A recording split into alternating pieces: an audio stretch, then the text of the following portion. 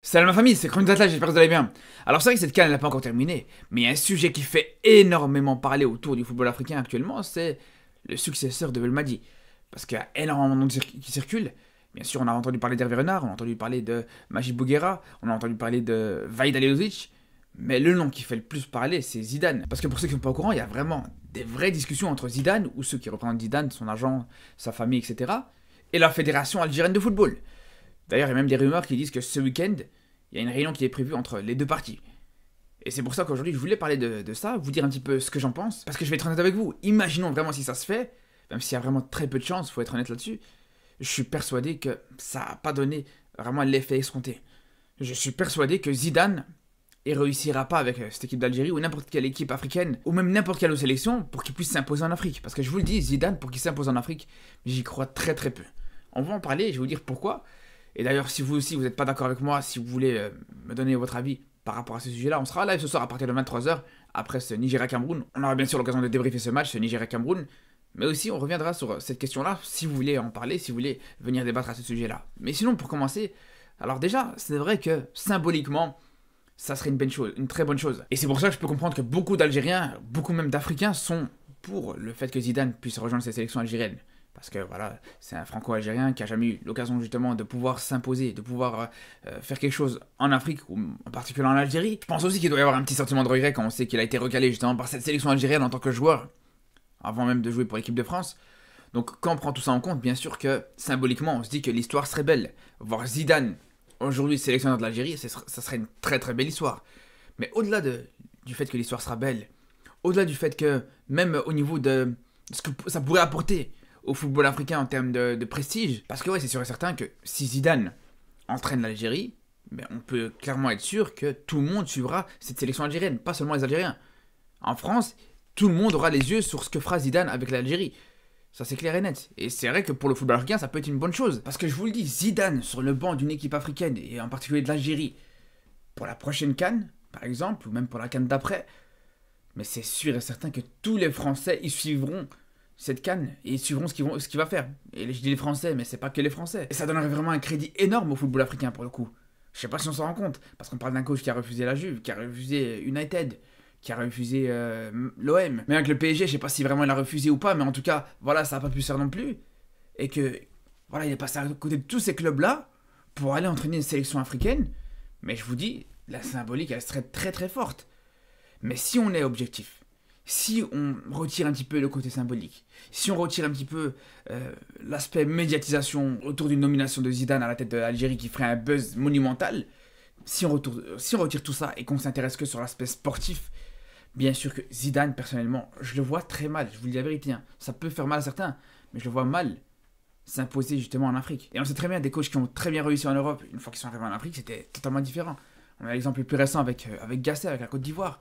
On sait que Gasset est à l'origine de quasiment toute la réussite de Laurent Blanc, par exemple. On sait très bien ce qu'il a fait pour le football français aussi. Mais voilà, avec la Côte d'Ivoire, c'était très compliqué. Et il a tout de même été à l'origine de l'une des plus grosses humiliations d'une équipe africaine. À la Coupe d'Afrique, en tout cas. Pareil pour l'exemple d'Eric Guéretz au Maroc, ça aussi, je me rappelle très bien. Eric Guéretz, pour ceux qui s'en rappellent, à l'OM, c'était un très très bon coach. Alors c'est sûr et certain que comparé à Zidane, c'est différent, parce que c'est un contexte différent aussi. Parce que Zizou, au bout d'un moment, voilà, il entraîne le Real dans un contexte favorable, où il y avait déjà quasiment tout à sa disposition. Avec l'équipe qu'il avait à l'époque, c'était une équipe qui était exceptionnelle, il faut le dire. Et pour le coup, voilà, bien sûr, je minimise pas du tout le travail de Zidane, je minimise pas du tout ça. Il a fait des belles choses avec le Real Madrid. Mais ce que je veux dire par là, c'est qu'on n'a jamais vu Zidane faire ses preuves dans la reconstruction totale d'une équipe. On n'a jamais vu Zidane arriver où il y avait un chantier total, où il devait repartir à zéro, réussir à te mettre en place une équipe qui était compétitive. Et là, pour le coup, je pense que lui-même, il sait que il est limité dans ce champ d'action. J'en suis persuadé. Parce qu'au bout d'un moment, pourquoi il aurait refusé des équipes comme la Juve, avec qui il a une affection particulière? Ou même une équipe comme United, qui reste malgré tout un grand club, même si actuellement c'est compliqué. Et pourtant, là, on parle d'équipes qu'il connaît bien. Des équipes contre qui il a joué, des équipes qu'il a affrontées, des équipes et des championnats qu'il connaît bien. Mais là, aujourd'hui, un coach comme Zidane, il connaît absolument rien au football africain, faut dire la vérité, les gars. C'est un grand joueur, c'est un grand entraîneur, on peut le dire aussi. Mais là, dans la situation dans laquelle se trouve cette équipe d'Algérie, là, t'as besoin d'un coach qui connaît non seulement le football algérien, mais surtout aussi le football africain. T'as pas besoin d'un coach qui a du retard et qui doit rattraper déjà son retard par rapport à sa connaissance du football africain et ensuite commencer à travailler sérieusement. C'est ça le problème aussi. La question par exemple, elle aurait pu se poser si Zidane est arrivé, je pense en 2019 par exemple, Belmadi, il serait parti par la grande porte, il aurait gagné cette CAN avec une belle équipe et à ce moment-là, il serait parti par, comme je vous dis, à la grande porte. À ce moment-là, tu ramènes Zidane qui assure la continuité. C'est possible que, voilà, il puisse assurer quelque chose d'intéressant. Mais là, comme je dis, dans un projet de reconstruction, quand t'as absolument aucune expérience sur le continent africain, c'est très compliqué. C'est très compliqué. C'est pour ça que je trouve que c'est même impressionnant et c'est surprenant de voir que autant de personnes sont totalement emballées par Zidane aujourd'hui pour entraîner cette équipe d'Algérie. Alors, on peut comprendre, il y a une hype, la symbolique, elle est très belle, etc. Mais franchement, comment on peut y croire sérieusement? Parce que ces personnes-là, que ce soit les Algériens ou même certains Africains, mais on connaît tous justement le football africain. On sait tous comment ça se passe et on sait très bien que généralement, un coach qui manque d'expérience en Afrique, ben reprendre une équipe où il doit repartir à zéro, où il doit recommencer à construire tout en repartant de rien quasiment, mais c'est clair que c'est très mal parti. Et quand je vous dis qu'il doit repartir de rien, je ne vous dis pas qu'il doit virer toute l'équipe, parce que l'équipe, les joueurs sont là. Sur une trentaine de joueurs actuellement, voilà, tu as des joueurs intéressants. Mais quand je vous dis il va partir à zéro, c'est que là, actuellement, Belmadi n'a laissé absolument aucun plan de jeu. Faut dire la vérité, les gars. Quand tu vois que entre le premier match et le troisième match, et en passant par ce deuxième match de cette CAN, tu vois à chaque fois des équipes qui sont totalement différentes, mais tu vois que vraiment, Zidane doit repartir à zéro, reconstruire une équipe en place, reconstruire un plan de jeu, reconstruire un staff technique, un staff médical, un staff technique et un staff médical surtout adapté à l'Afrique, adapté à une sélection aussi, parce qu'il faut en parler aussi. C'est un coach qui a aussi aucune expérience en sélection.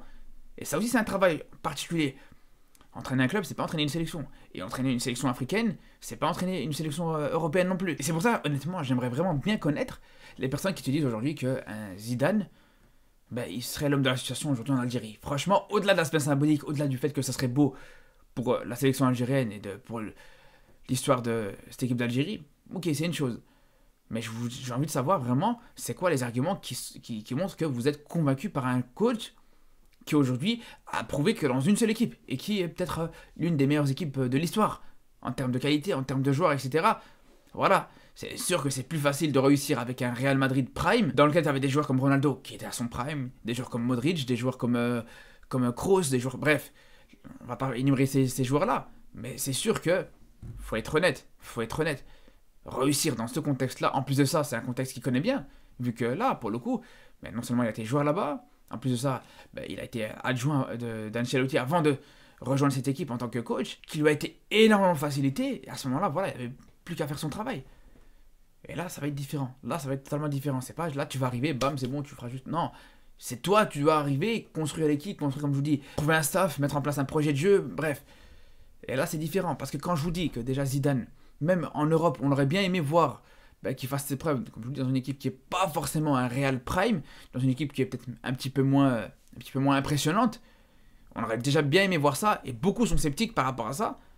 Et d'ailleurs, même quand ce Real Madrid-là, il a commencé un petit peu à perdre de son éclat, on a vu que là aussi, déjà là, Zidane, ça a commencé un petit peu à être limité. Et en plus, là, je vous parle que de l'aspect sportif, mais je vous parle même pas de l'aspect extra-sportif. Le fait que Zidane devra gérer justement la presse, on sait très bien que la presse en Afrique, en particulier en Algérie, c'est très compliqué. Belmadi en a parlé très souvent, et ça, c'est quelque chose vraiment qui va vraiment poser énormément de problèmes à Zidane. Est-ce qu'il va pouvoir réussir à faire face à ça, avoir les épaules pour ça? Ça, personnellement, je sais pas. Encore une fois, comme je vous dis, quand tu parles d'un coach qui a toujours été dans une zone de confort, où globalement, ça le caresse un petit peu dans le sens du poil, t'as pas vraiment eu des journalistes très vicieux en conférence de presse, etc.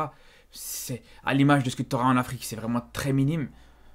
Donc aujourd'hui, franchement, ça je sais pas. Deuxième chose, on sait que même dans le contexte aussi de cette équipe d'Algérie par exemple, ben, t'as l'aspect extra-sportif. Dans tout ce qui est préparation des terrains, la gestion de la logistique, parce qu'il faut dire ce qui est. Belmadi s'en plaignait souvent aussi. Il faisait pas juste son travail de sélectionneur. Il faisait aussi ce travail un petit peu presque d'intendant, de coach, d'éducateur, de médiateur, bref. C'est vrai que ça aussi, est-ce que Zidane pourrait être capable d'assumer ça? C'est pour ça déjà que je pense qu'il y a de grandes chances qu'il va refuser, parce que lui-même, il sait très bien que c'est un contexte très compliqué, mais surtout qu'encore une fois, même si ça se fait, imaginons ça se fait, voilà, dans un monde où t'as Zidane qui est sélectionneur de l'Algérie, je vous dis, personnellement, je suis loin d'être convaincu que ça va être une réussite. Vraiment. Je suis loin d'être convaincu que vraiment c'est l'homme qu'il faut actuellement à cette sélection algérienne. En tout cas, vous, n'hésitez pas à me dire ce que vous en pensez. Honnêtement, j'ai vraiment hâte de connaître vos arguments par rapport au fait que Zidane pourrait devenir un bon sélectionneur pour l'Algérie et qu'il pourrait réussir dans le football africain. J'attends de voir vos arguments. J'ai à ce soir 21h pour suivre ce Cameroun-Nigeria et à ce soir aussi à 23h pour débattre de ça, pour débattre bien sûr du match et pour débattre justement de cette situation avec Zidane. Donc je vous dis à très très vite et surtout d'ici là, prenez soin de vous.